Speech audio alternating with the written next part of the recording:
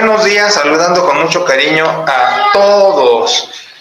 Saludando a Keilita, a Yola, a Martita, asiduas alumnas del discipulado, y por supuesto a Lu, a Berry, a Néstor y a Crayola. Y les comentaba que íbamos a... Miren, muchachos, ustedes son parte ya de la iglesia. Son nuestras ovejas, como les decía en el chat, de Perita y mías. Ahora, ovejas es en el sentido cariñoso, ustedes lo saben. No los tengo en el chat de iglesia, prefiero que estén en un chat aparte por el relajo que echamos. En la iglesia son más de corte tranquilón, así, y nosotros ya somos más despapalle. Y también los contenidos de video, mejor que estén en el otro canal. Por lo mismo, porque si estuvieran en el de la iglesia, se duplica mucho, mejor un canal de iglesia y otro canal de ustedes, para no duplicar y para que esté todo más organizado. Ahora, les quería decir sobre la tarea. La tarea está bien que la hayan hecho, me parece muy bueno, felicito su iniciativa, su entusiasmo, su disposición. No, que por cierto ya es nombrada decana del instituto, no tarda en subir un video que ustedes inmediatamente lo consumen, y creo que hasta la misma hora se ponen de acuerdo y inmediatamente hacen preguntas o inmediatamente hacen la tarea. Los felicito, realmente es digno de mencionar su entusiasmo y lo celebro. Muchas gracias y un aplauso para todos ustedes. Y todos hicieron muy buen trabajo, pero mencionaba que Caro hizo un muy buen trabajo. Todos bueno y ella muy buen trabajo. Ahora, ¿por qué lo destaco? Porque la segmentación que hizo de unidades de pensamiento fue ejemplar. No porque ustedes no lo hayan trabajado, lo hicieron bien, pero fue ejemplar. Ahora, entramos a un problema porque como tenemos distintas versiones y supongo que no las tienen en español, Néstor y Caro en español, Perry en alemán. No sé qué versión estén usando en castellano. Traducción lenguaje actual. Traducción lenguaje actual. Muy bien. Yo desconozco las versiones en castellano. Mi manejo es en The Great New Testament, el Nuevo Testamento griego de Sociedades Bíblicas, o la Biblia hebraica que se edita en Stuttgart de los masoretas, la tradición masora en hebreo. Entonces no uso el castellano más que cuando estoy dando un sermón o una clase, uso la Reina Valera, que es la Biblia común aquí en México. El punto es que los traductores o las editoriales, mejor dicho, pueden haber segmentado las unidades de pensamiento de diferente manera. Entonces, eso es lo que nos puede tergiversar un poco la homogeneidad en este quehacer.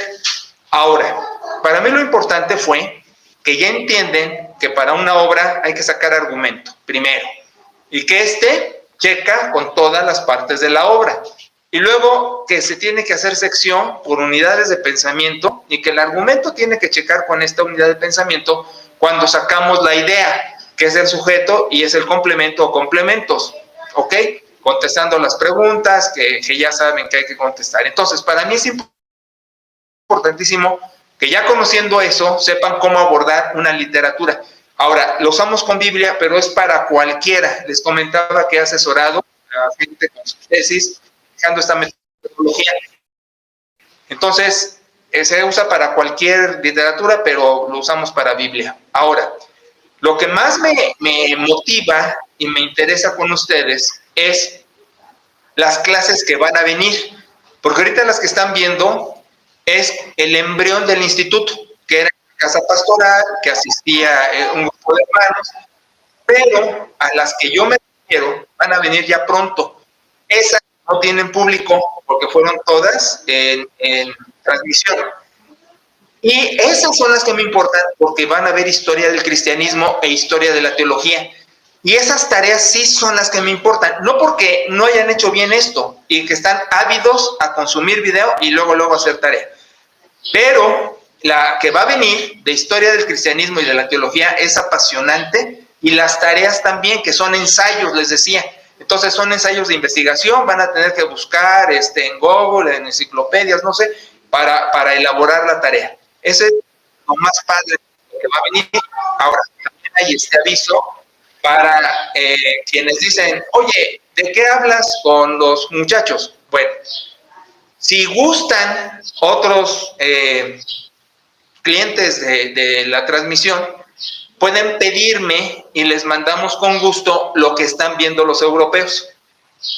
Y para algunos podría ser un repaso porque lo tuvieron en su tiempo, para otros no. Entonces, podría servirte, si tú gustas, te lo mandamos, ¿sí? Ahí es al gusto de que quieran esa información, que es el embrión de lo que fue después el instituto. Está accesible para el que lo quiera, porque con eso estamos trabajando con los chicos en Europa. Ahora, y en Monterrey con Lu. Entonces, con eso, mis felicitaciones y la motivación, sobre todo para lo que va a venir, ¿No sabes cuántas clases faltan para que empiece esa de...? Yo creo que como 5. Faltan como 5. Como 5 videos más, ya viene el instituto formal. Y en ese las tareas, la bibliografía, todo. Les va a gustar. Si esto les está gustando, me llama mucho la atención. Lo otro está accesible para el que lo quiera. Se lo mandamos a su chat personal o lo metemos al grupo, lo suscribimos al grupo del canal donde está todo eso para que puedan verlo en su momento y no necesariamente en cierto tiempo. Muy bien. Con eso, insisto en mi saludo para todos presentes, ahorita o cuando lleguen. Yola, yo creo que tú eres también de las que le encanta estar con mucha información, entonces nada más es cosa de que lo digas y eres parte de este pre-instituto, porque tú estuviste en el instituto, pero el pre, que es lo que estamos hablando, no formaste parte. Pero bueno, ahí está si tú gustas. Muy bien, entonces vamos al discipulado de hoy, pastoral, que no es escuela dominical y que no es instituto, se queda como la mitad o 3/4 queriendo llegar a instituto. Vamos a 2 de Corintios, es el capítulo 6, unos versículos del 14 al capítulo 7:1, 6:14 al 7:1, pero vamos a ver, luego empieza nuestra crítica hacia lo que ha venido siendo lo establecido. Este es un párrafo que se emplea infinidad de veces para impedir un matrimonio, o si no impedirlo, sí censurar un matrimonio entre una persona que no es de tu misma etiqueta de fe. Y le llamo etiqueta porque puede traer un obispo, católico, presbiteriano, lo que sea. Esas son las etiquetas. Ahora, yo lo viví, tengo 42 años en el ministerio. Por eso ya me veo todo acabado. Me ayuda, ¿verdad? Sí. Pero como oveja, pues tengo también otros años. Entonces, a lo largo de todos esos años, que ya serían, pues, 50 años fácil. Más, bueno, él es el matemático, él sacará las cuentas. La cosa es que siempre escuché, y luego los extremos, que te tenías que casar con alguien de tu iglesia, así era de tu iglesia, o era de tu denominación, o era de otra denominación protestante, entre comillas. Ya verán en las clases de instituto por qué no me gusta usar el término protestante, porque eso es exclusivo para los luteranos como Berry, pero el término protestante está mal usado en el cristianismo. Se le pone a todo lo que no es católico, y nada más era de los luteranos, insisto, pero bueno, ya lo verán. Ahorita lo uso para cuestiones de identificación. Entonces decía la gente, si no te casas con alguien de tu iglesia o de tu denominación, que sea con alguien protestante. Y nosotros gritamos que no. Y voy a explicar el pasaje y van a ver de qué se trata. Ahora, Esto va junto con pegado con el mensaje. Es curioso, pero hay una hilación y lo vamos a ver en un rato. Eso de luz resplandece sobre las sombras, lo vamos a explicar. Es un pasaje muy interesante y creo que va a auxiliar a muchos en su manera de ver la vida y de disfrutar su presente. Pero bueno, dice el texto: no te unas en yugo desigual con los incrédulos, porque ¿qué comunión tiene la justicia con la injusticia? Y ¿qué comunión la luz con las tinieblas? Hablando de esto de la luz, ¿no?, que viene en el sermón. ¿Y qué empatía Cristo con el diablo? ¿Qué parte el creyente con el incrédulo? ¿Qué acuerdo hay entre el templo de Dios y los ídolos? Ustedes son el santuario de Dios.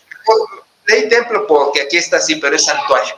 Ustedes son el santuario de Dios, como Dios dijo: andaré entre ellos, seré su Dios, serán mi pueblo, por lo cual salgan en medio de ellos y no toquen el mundo. Lo recibo y soy su padre y ustedes mis hijos. Así que, como tenemos estas cosas bonitas, limpiémonos de contaminación y caminemos a la santidad.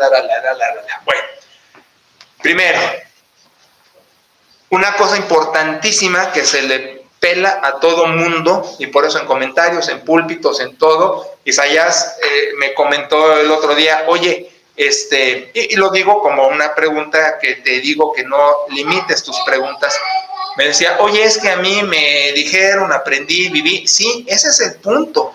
Hemos crecido todos los que pasamos por estas iglesias con un rollo pervertido, que no quiere decir inmoral o pecaminoso, pero sí corrupto a los contenidos escriturales, y es prejuicioso y es supersticioso. Siempre voy a insistir que hay a prioris para llegar a la Biblia, que son las tradiciones que traemos, y la superstición, que creemos que Dios es una cuestión así como mística, de objeto para la buena suerte, que si me porto bien me va a bendecir más.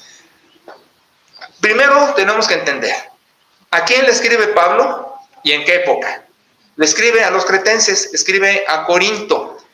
Y esa región en Grecia era de lo más hedonista, que es la filosofía del culto al placer, y por lo mismo amoral. ¿Por qué uso amoral? Por esto. Primero, la ética y la moral no son lo mismo. Entiendo que nos han dicho que sí, no es lo mismo. Ética es una palabra que viene del griego ethos y quiere decir costumbre, quiere decir práctica. Y la moral es lo que en esa costumbre ven bien, que no quiere decir que en todas las culturas lo veamos bien, porque la ethos no es la misma en otros lados. Uso este ejemplo. La ethos en Morelia es con condón sí jalo. Esa es la costumbre, con condón sí jalo. Entonces la ética en Morelia es: ten sexo con quien se te antoje, mismo sexo, fuera o dentro de tu relación de pareja, de a que se te antoje, nada más usa condón. Esa es la moralidad. ¿Me explico? O sea, está bien la conducta sexual como se dé, pero la moral es que uses condón. Esa es la ética de Morelia y esa es la moral. Obviamente, la ethos cristiana y la moral cristiana está basada en los principios escriturales.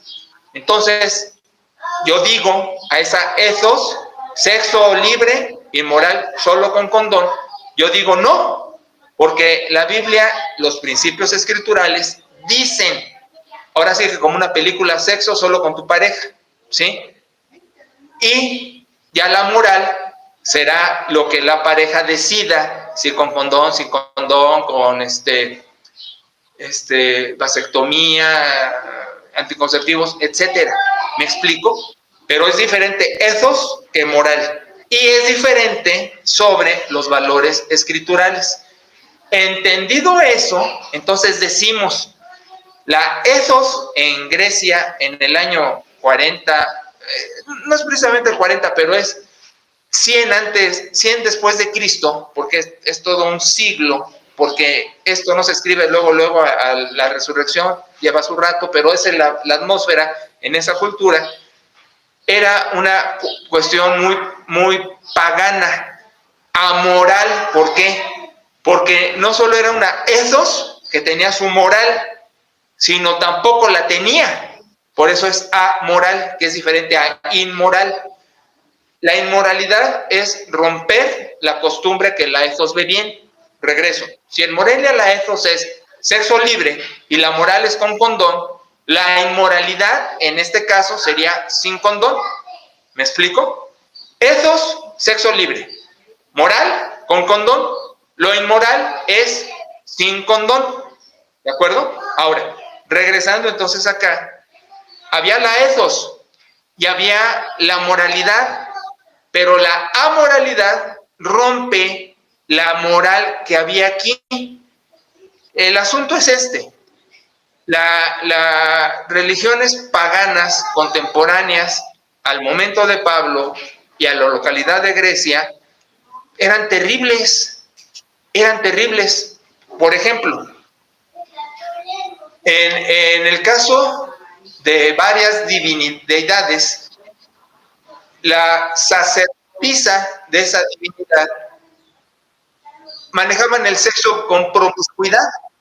Parte del culto a esa deidad era que la sacerdotisa fornicaba, hacían fila para agradar a esa deidad. Esa era la moral dentro de esa ethos. Ahora, la amoral, a lo que se va a referir Pablo, era que había gente que llegaba a los extremos fuera de la moral de esa ethos. Por ejemplo, el bestialismo. El bestialismo es conducta sexual con animales. Entonces, si la ethos en Grecia era sexo libre y la moral era la sacerdotisa, con ella puedes fornicar, la amoralidad era pues hasta con animales, que ya no era romper la moral de poder tener sexo aparte de la sacerdotisa, que eso sería lo inmoral, y la amoral era pues hasta con los animales. ¿Sí me estoy explicando? Sí, Turo, por favor. ¿Por qué generalizas Morelia? ¿Te incluyes tú a Morelia? No, estás equivocado. Al revés, dije que yo no estoy con ese valor. Y al usar Morelia es porque lo que se vive en los anuncios. No con eso quiero decir que todo habitante de esta ciudad está en eso. Pero que la ethos, la costumbre de la ciudad generalizada es sexo libre y la moral es con condón. Y dije, insistí, yo no estoy con eso porque estoy con los valores escriturales. Y no soy la excepción. Hay mucha gente que está conmigo con los valores escriturales o con tradiciones de su familia o con valores que les dieron en su casa. Pero el ejemplo es lo que se ve público. ¿Sí? Y ahora uso Morelia porque aquí vivo, pero a nivel país pues es la misma situación. ¿Ok? Bueno, no te ha tocado o quizás ya lo retiraron, pero hubo un rato que andando por el Libramiento decía con condón Cijal, estaban los espectaculares que les dicen.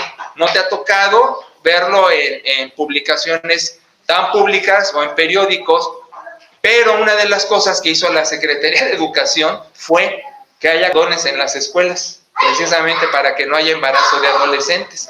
De donde, repito, la ethos es social, sexo libre, la moral con condón. Ahora, abusados. Yo no estoy diciendo que eso tiene valor. Estoy diciendo, esa es la ethos y esa es la moral, que no es con los valores escriturales.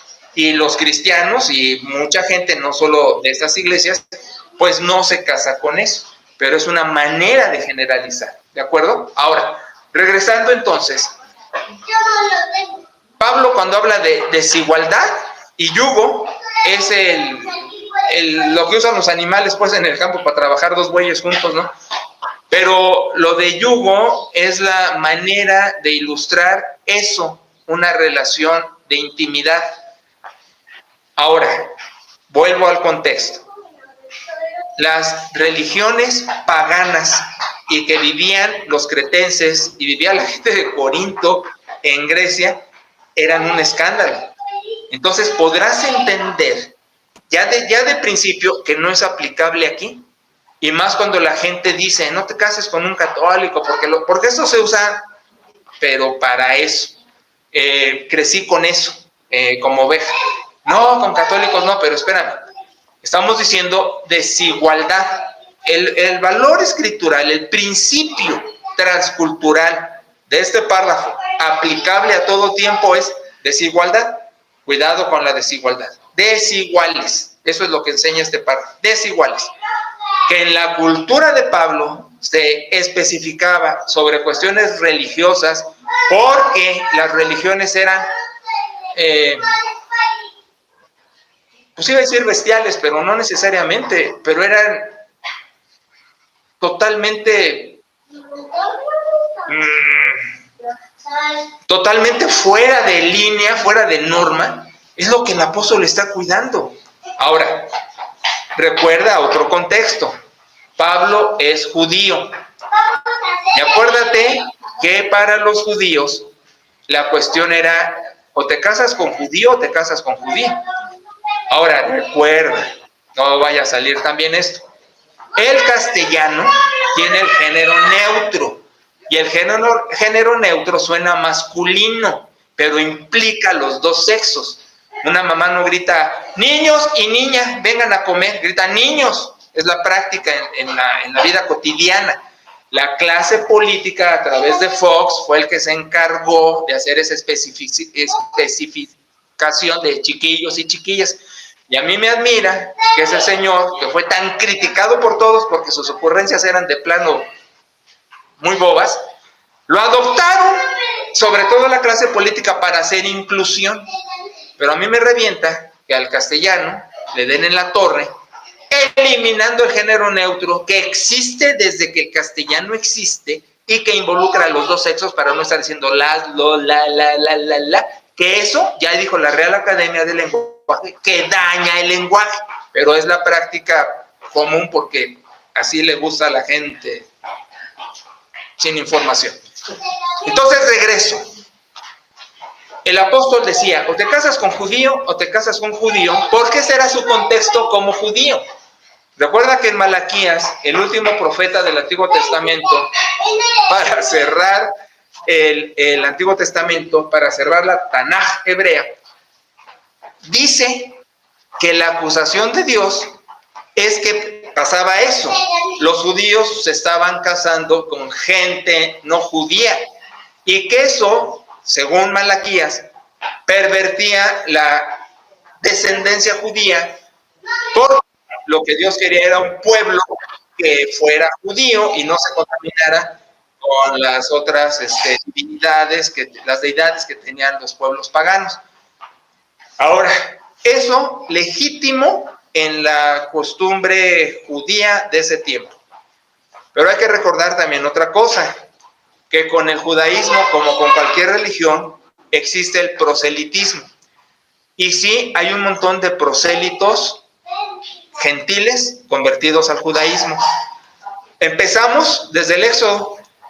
Cuando sale la gente de Egipto, salen egipcios con los judíos. No nos dice Tanaj, no nos dice el Antiguo Testamento la inclusión de estos como judíos. Lo inferimos históricamente porque el montón de gente que sale de Egipto se suma y hay más números con el montón de gente que se les pega. ¿De dónde inferimos? Ahora, el judaísmo sí maneja el proselitismo. Claro, tiene sus reglas y como un migrante tiene que aprenderse el himno nacional y las leyes de México y muchas cosas para ser nacionalizado, igual en Gringolandia, pues los judíos también tienen su sistema para que un prosélito se haga judío habiendo sido gentil. Y empezando porque se tiene que circuncidar si no lo está el hombre, ¿no? Pero aparte hay otras cosas. Pero sí existe el proselitismo. Entonces, cuando Malaquías dice Dios quiere una descendencia, bla, bla, bla, bla, bla, incluía por inferencia también el proselitismo, que no está marcado en Malaquías porque a veces los escritores sagrados tenían que ser muy puntuales con cierto mensaje en cierto momento a cierta gente y en un sentido también de urgencia, como se incendia una casa y salgan todos y luego entran por lo que se puede rescatar si es que se puede. El caso con algunos escritores era la urgencia del tema, de ahí no especificación de prosélitos, etcétera, etcétera, pero con ese contexto que no se puede quitar de Pablo, lo trae a colación y es sobre esas religiones de carácter bestial. Por ejemplo, un caso que podríamos aplicar hoy sería, para explicarme mejor, oye, ¿te vas a casar satánico? Te vas a casar, por eso estás soltero, te vas a casar con uno de la Santa Muerte, te vas a casar uno con el de los narcos, se me olvida cómo se llama el ídolo que tienen y que veneran, tiene un nombre, te vas a casar con uno de esos. Esos serían los casos que podrían empatar con lo que está mandando el apóstol. Desigualdad, pero ¿qué tipo de desigualdad? Pero no aplica, por ejemplo, dentro del tronco cristiano. El tronco cristiano, cristianismo, mismo Dios, mismas escrituras, etcétera, pero que las ramas extienden las denominaciones, ¿sí? Católicos y la reforma europea con los luteranos, protestantes, calvinistas, presbiterianos, con la reforma radical, ¿sí? Bautistas, etcétera. Esas ramas, pero siendo el mismo tronco, ya es otra cosa. Yo sé que cuando ven aquí ídolos, inmediatamente piensan, es que la Guadalupana, San Martín de Porres, eso, ¿no? Pero no son esos ídolos a los que se refiere, y más por otra cosa a mi favor. En las iglesias de corte cristiano, no católicas, pero que son del mismo tronco y ramas, pueden ser hasta más idólatras a veces que los mismos católicos. Yo he tenido amigos católicos, sobre todo los jesuitas, que ellos eran antagónicos a la latría, a las imágenes. Los mejores chistes, Pera se acuerda, los hicieron los jesuitas en casa pastoral, cenando con nosotros acerca del Vaticano, del Papa, de las imágenes de la Guadalupana. Son los primeros críticos. Entonces, no es cierto que todo católico es idólatra, pero sí es cierto que también en las iglesias de este corte hay mucha gente idólatra. A las escrituras, al pastor, al púlpito, al santuario. Gente que no entra al santuario porque bueno, yo digo que despierta a Dios, pero ellos dicen, no puedes hacer ruido, la reverencia. Se les pasa que reverencia es la concentración. Reverencia es que estemos en lo que tenemos que estar. Estamos en una oración todos, estamos en un canto todos, estamos en lectura todos, en el mensaje todos, en una broma todos, en una bienvenida todos. Y reverencia es, yo no estoy en el canto, yo no estoy en la oración, yo no estoy en el mensaje, yo no estoy en la bienvenida. Eso es irreverencia, romper la homogeneidad en el acto cúltico, esa es la irreverencia. Pero entrar a un edificio que no se está ocupando en ese momento y bostezar o hasta acostarme en una banca porque estoy cansado, donde no hay momento de culto, es ridículo que la idolatría a los ladrillos digan, salte de aquí, no hagas ruido, párate, me explico, darle culto al ladrillo o al púlpito. ¿Cuánta gente no conocí que pasa enfrente? No, porque el púlpito me impone. Por Dios santo. O yo mismo en Jalapa, sentándome después del culto en la tarima a descansar mientras ensayaba el coro, y uno que ahora ya creció, que maneja la música. No, pastor, ¿cómo te sientas ahí? Pues es una tarima. No, pero es que no sé el púlpito. O sea, la gente de estas iglesias puede ser hasta más idólatra que los católicos, pero como ven imagen ya dicen que es idolatría. Entonces, no se vayan con la finta. ¿De qué habla la desigualdad? Porque lo que usa Pablo de las citas bíblicas es eso, de no meterse con la religión pagana, bestial, de corte, como lo que acabo de mencionar, como satánicos y eso. Entonces, ¿de qué habla la desigualdad? Buscamos afinidad. ¿Cómo manejar este texto? Ándale, mi agüita. ¿Cómo manejar este texto?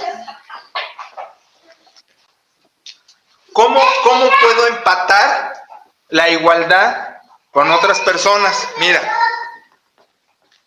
hablamos de carácter. Está bien, corazón, no hay problema, nada más que no lo desconecte. Hablamos de carácter. Ahora, carácter es otra cosa a temperamento. Temperamento son los 4 temperamentos clasificados por Hipócrates desde hace un montón: sanguíneo, colérico, melancólico, flemático, ¿sí? No hablamos de eso, de los temperamentos. Tampoco hablamos, es lo que mencionaban los muchachos del libro de la G. Tampoco hablamos de análisis transaccional, padre, adulto, niño, pan, que en el día tú puedes ser muy juicioso, puedes ser muy juguetón, o puedes ser muy tradicionalista, padre, adulto, niño. No estamos hablando de eso. Por carácter estamos diciendo la personalidad que expresa el individuo por todo su contenido, de temperamentos, de formación, de educación, de valores, de errores, de deformación. Todo lo que compete al individuo le ponemos carácter. Otros le ponen personalidad. A mí me gusta más ponerlo simple con el término carácter. Entonces, ¿qué estamos diciendo? ¿Con quién te vas a casar, por ejemplo? Con alguien que hayas probado el carácter. Ahora, ¿cómo se prueba el carácter?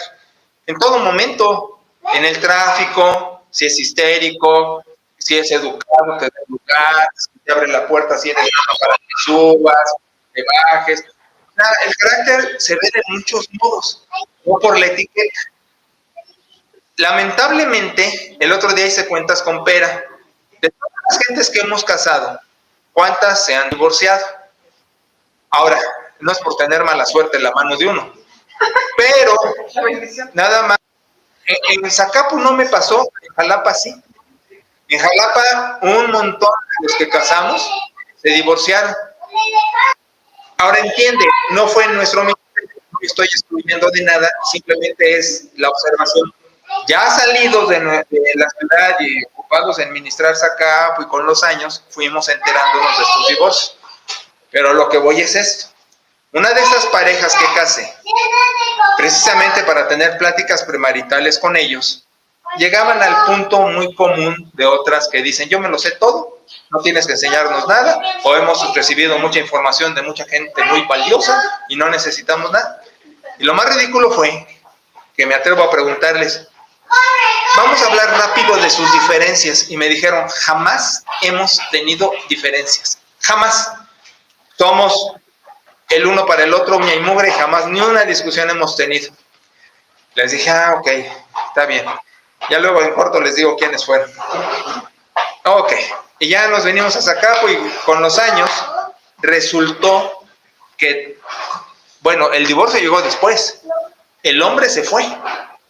El hombre se fue a Coatzacoalcos, huyendo, y ya después llegó el divorcio. Pero entonces, entonces no que eran súper el uno para el otro. Y la cuestión tenía que ver con que somos bautistas de la primera iglesia bautista de Jalapa. Y así nosotros somos ya garantizados que siempre vamos a estar unidos, juntos, La etiqueta. Ahora, me explico porque luego necesito explicarme más.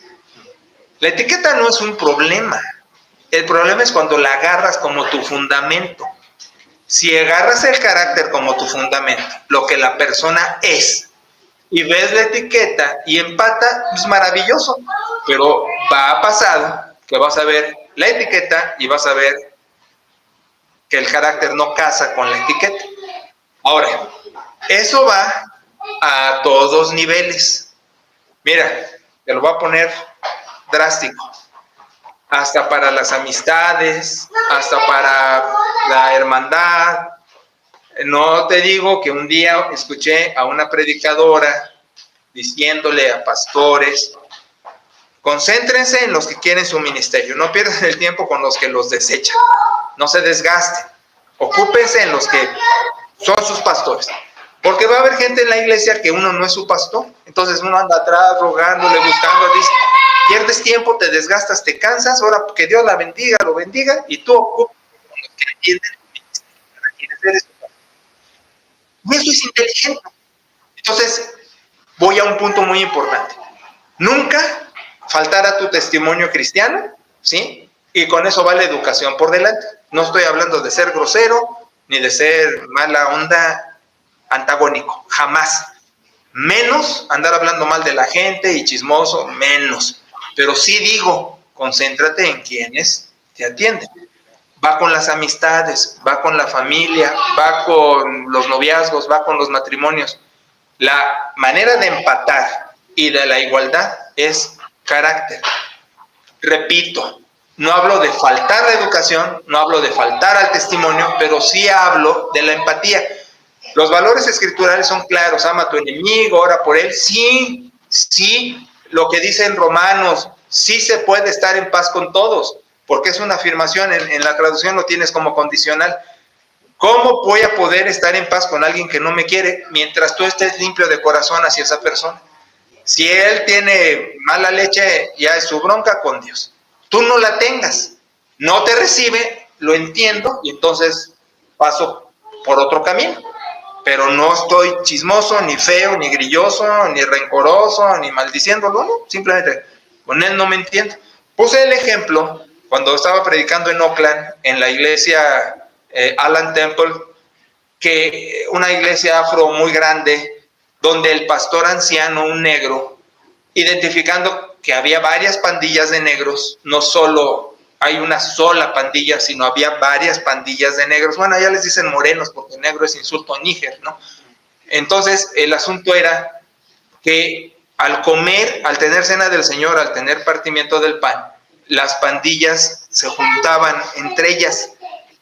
Yo no hacía eso ni en México, ni en Jalapa, ni en Zacapa. Yo buscaba que todos estuvieran en muégano, siempre.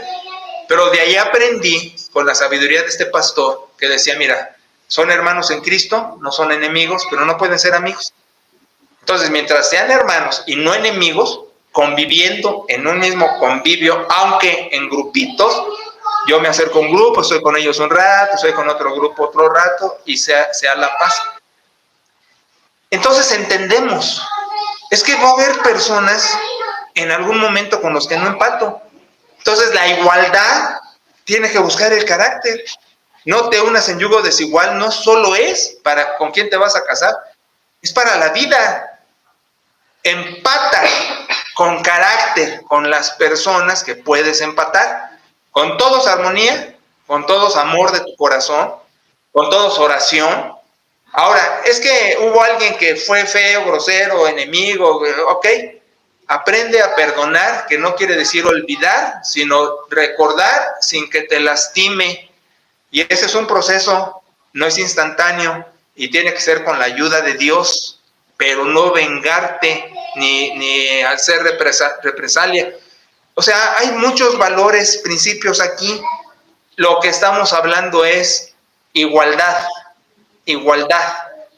Pero esto lo voy a extender en el sermón en un ratito, porque esa luz de igualdad, como estoy hablando, puede tener sombras, y eso es lo que voy a hablar, de la luz que resplandece en la identidad de profeta, lo que está hablando.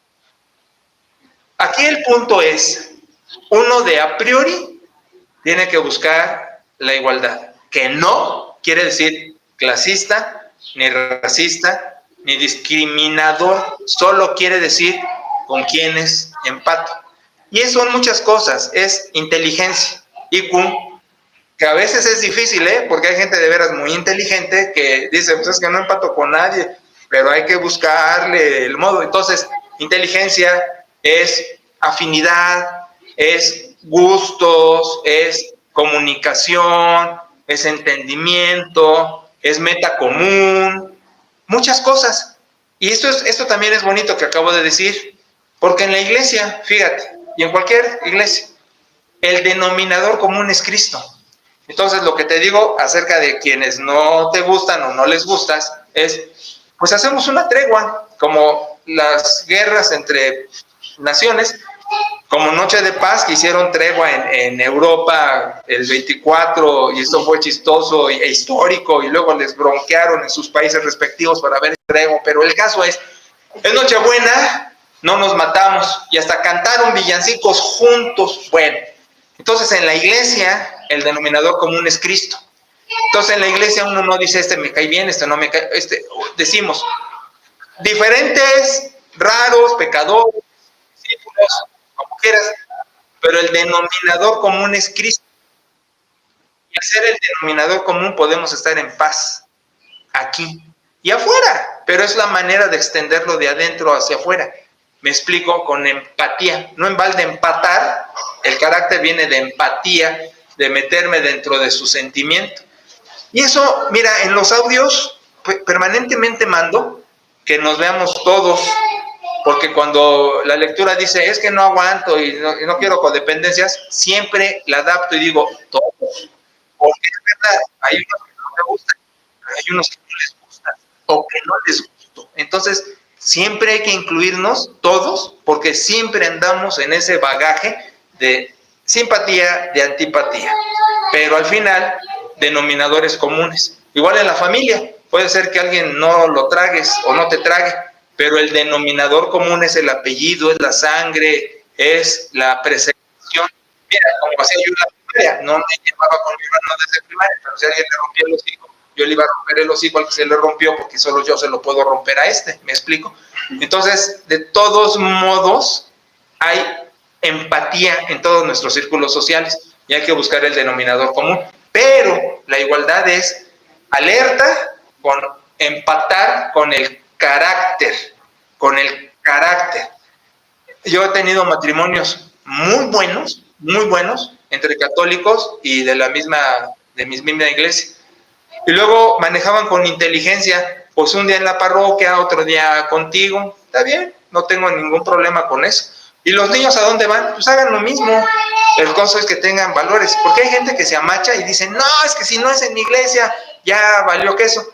Hay que ser más inteligentes que eso. Y al final Dios, en el caminito, va poniendo cosas en su lugar. Aquí casamos a un amigo hace años con católica y está con los católicos. Bueno, es tu decisión, maestro. Pero tampoco lo maldecimos y cosas por el estilo, como ha sucedido el caso contrario, ¿no? Me caso con católico o de otra iglesia cristiana y formo de esto. Eso lo va manejando Dios, pero uno no tiene que aferrarse, amacharse, que si no es bajo mi techo, es indebido. Es la empatía, carácter. Para noviazgo, matrimonio, esta persona me hace feliz con todo lo que es su paquete, ¿sí? Y hay gente muy diferente. Yo soy muy diferente a Perita. Perita es muy diferente a mí. Recién murió un familiar muy querido ayer, antier, Uber, mi hermano, mi cuñado. Y Pera empieza con un rollo en el chat de familia. Hijos, estamos bien, pero mira, espera, ve al punto. Murió Uber y sabemos que nosotros traemos otro rollo en el corazón, ¿ok? Ya, somos bien diferentes, ¿no? Y eso también es padre. La diferencia en la pareja la complementa, no la rivaliza. Cuando la rivaliza se convierte en un problema, ¿eh? Cuando quieras que sea como yo, ya se fregó el asunto. Pero si dices, ella hace lo que yo no, y yo hago lo que ella no, mira, un complemento maravilloso. Pera es mi public relations. Siempre Pera está en el chat, hermanitos, familia, ¿cómo estás? ¿Cómo te sientes? ¿Cómo te va? ¿Qué mosca te picó? Todo bien, ay, me picó una mosca. Ok, yo lo manejo. Oye, que me golpeó el hombre. A ver, pastor, entra. ¿Me explico? Ya, pero la diferencia, parece que pero la diferencia complementa cuando es inteligente, pero en la igualdad de la empatía, de mismos valores, educación, meta común, yo nada más de verlos, no, siempre los veo diferentes, ¿no? En el chat de unos que tienen en la casa, mi hija misma puso, Ese chat se llama Isaías y los otros 3. Porque Perita les manda besos, cariño, y el único que la pela es Isaías, gracias, tita, igual un abrazo. Y mi hija y mi hijo y la nuera no contestan. Entonces ese chat, en vez de mis hijos, se debería llamar Isaías y los otros 3. Son muy diferentes, muy diferentes. Isaías es pura atención. Tita, ¿cómo está? ¿Cómo amaneció? ¿Cómo se siente? ¿Qué dice? Y mi hija, ¿qué pues, morro? O sea, porque no da señales de vida. No da señales de vida y dice que pues morro. Y el otro, oye, tita, ¿cómo está? O sea, pero la diferencia también hace la diversión en la igualdad, en la empatía. Tan tan.